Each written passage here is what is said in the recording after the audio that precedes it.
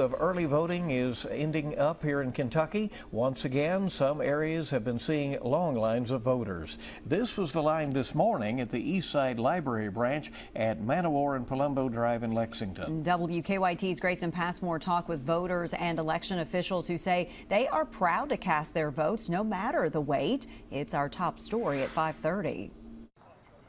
State officials are anticipating the largest voter turnout in years. And so far, the early voting numbers are indicating they're right. We started out with about a 2 hour and 45-minute wait for people in line to get to the door. And that went down to 2 hours to an hour and a half to less than an hour. We became more efficient. We set up another table. We were able to do extra ballots, and then we brought in more booths so they can vote today. An election official at the East Side Library branch, Michael Kraus, says this is the busiest he's ever seen early voting.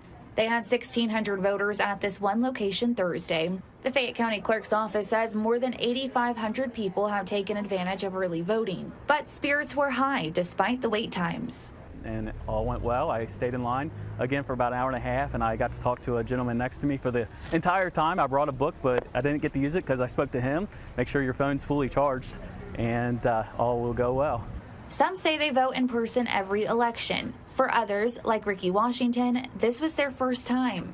It's a responsibility that we all should carry, and that's a freedom that we all, have a right to do.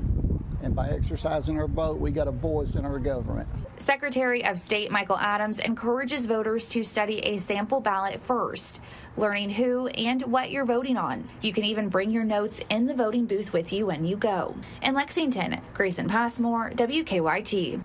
And tomorrow is the last day of early voting. You will still be allowed to vote as long as you're in line by 4:30. All 6 public library locations are open for early voting in Lexington. You'll want to check locally in your area if you're outside Fayette County.